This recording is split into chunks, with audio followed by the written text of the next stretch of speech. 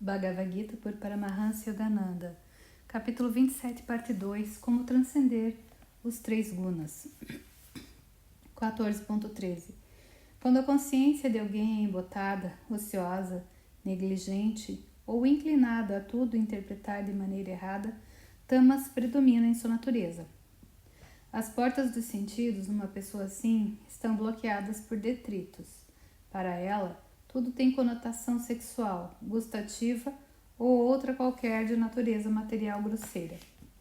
Vê, ouve e fala unicamente coisas ruins. Pedir-lhe que seja melhor do que é seria mero exercício de futilidade. O melhor que se poderá fazer por ela é arranjar-lhe boas companhias. E o melhor que faríamos a despeito dela seria evitar seu convívio. 14.14. Aquele que por ocasião da morte só está sob julgo de Sattva sobe às esferas onde moram os conhecedores da verdade. O momento da morte é o mais importante na vida de qualquer pessoa, por isso Krishna consagra diversas estrofes do Bhagavad Gita a esse instante sagrado.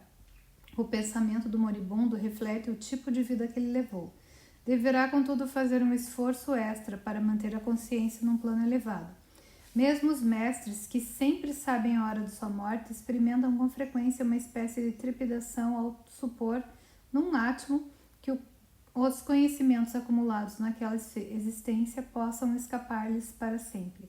Isso não quer dizer que nutram apegos, mas, propriamente, diremos que eles apenas se acostumaram. Meu guru me confidenciou que, quando viu pela primeira vez seu mestre em forma corpórea, pouco antes do passamento desse grande homem, um dos presentes lhe disse algo assim: logo nos veremos em Kiderpor. Por um instante a mão do mestre tremeu e ele gritou com força inusitada: não vou mais a Kiderpor. Logo depois retomava a calma e o desprendimento de sempre.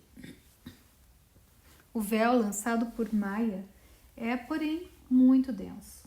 Mesmo os mestres precisam fazer um esforço consciente para livrar-se de seus derradeiros traços na consciência.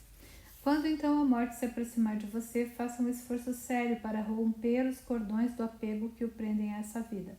Aos grossos, aplique mentalmente um machado. Aos finos, use mentalmente uma faca afiada para cortá-los e desfazer os nós formados em seu coração. Lance-os com força para longe de si e tente não pensar mais neles. Comece pelos desejos ou apegos de natureza mais tamásicas. Ofereça-os sem hesitar a Deus e diga a você mesmo: tudo o que ganhei com esses laços foi sofrimento. De muito bom grado me desfaço deles.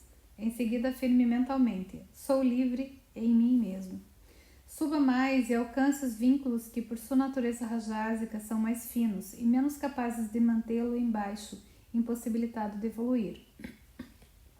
Mesmo as pessoas espiritualizadas podem sentir de repente o impulso de lamentar, deixar para trás lugares e pessoas a quem amaram ou a quem pelo menos se acostumaram. Tenha em mente que o amor é um vínculo entre pessoas. Reúne-as a miúde até sua afeição mesclar-se ao vasto oceano do amor divino. Por mais que você tenha sido um devoto sincero, faça um esforço extra quando a morte chegar, concentrando-se unicamente em Deus. 14.15. A pessoa em quem predomina rajas por ocasião da morte renasce entre aquelas cujo ego se apega fortemente à atividade.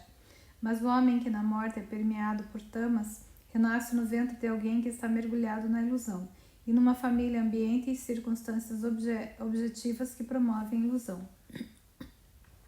Existem inúmeros tipos de pessoas, é claro, em cada uma das três categorias. Uma pessoa sádica pode ser um santo, mas mesmo os santos são de diferentes graus, indo daqueles que dedicaram a vida à busca espiritual àqueles que alcançaram seu objetivo. Só os que transcenderam a consciência egóica tornam-se Jivanmuktas, inteiramente libertos quando ainda no corpo, embora essa liberdade só se manifeste no momento da morte. Outros retornam à terra, atados pelos cordões de seda no caso do antigo karma. As pessoas rajásicas também costumam ser de diversos tipos, essencialmente há quem se mova para cima e há quem se mova para baixo, tanto quanto, é claro, quem se mova na horizontal, não sendo pessoa boa nem má, apenas inquieta.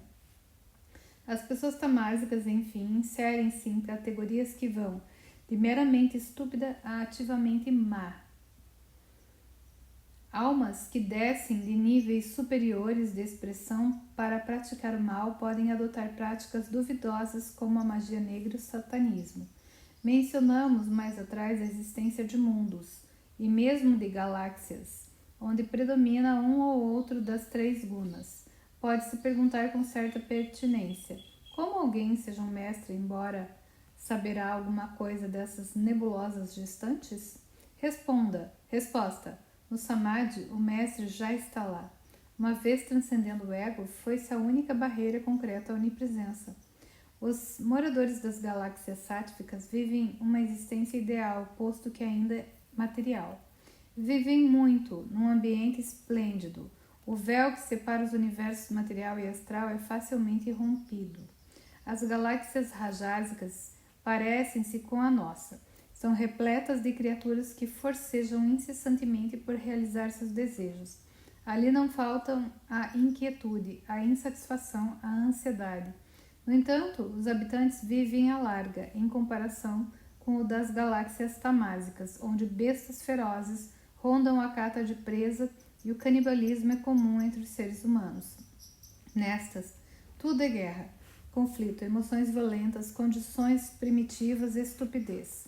Surge naturalmente a pergunta: as criaturas de outros planetas são similares a nós na aparência? Os biólogos diriam: impossível. A evolução é um fenômeno puramente acidental.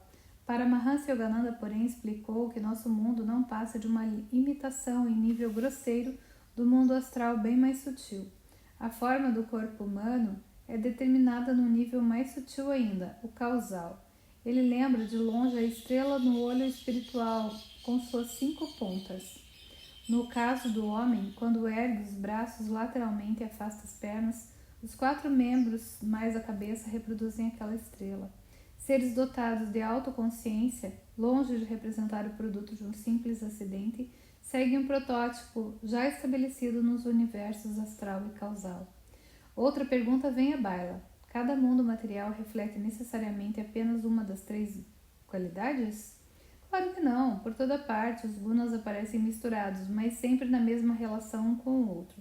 Não nascem aqui na Terra grandes mestres que anseiam pela evolução espiritual? Essa ânsia existe, mas a esperança espiritual pode ser calada pelas mais evidentes realidades grosseiras da vida.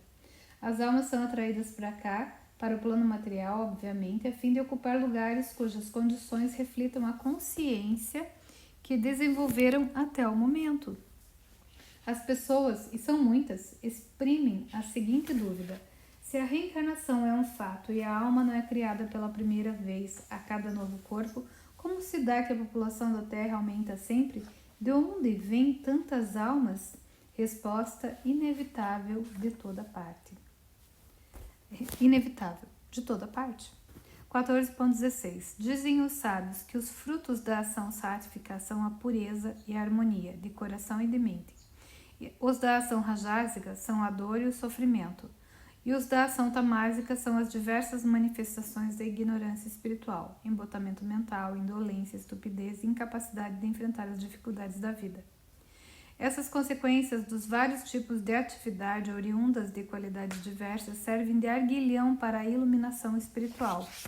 Lamentavelmente, a inventividade do homem, querendo excusar-se ao autoaperfeiçoamento, atinge quase as raias do gênio. Muitas vezes, as pessoas rajásicas, em vez de enfrentar seus próprios complexos, passam a odiar as sáttvicas só porque são harmônicas e puras. As pessoas tamásicas odeiam as enérgicas, vendo a energia alheia como um insulto pessoal à sua fraqueza. Pessoas tamásicas e também rajásicas nem sequer admitem a existência de seres sáttvicos.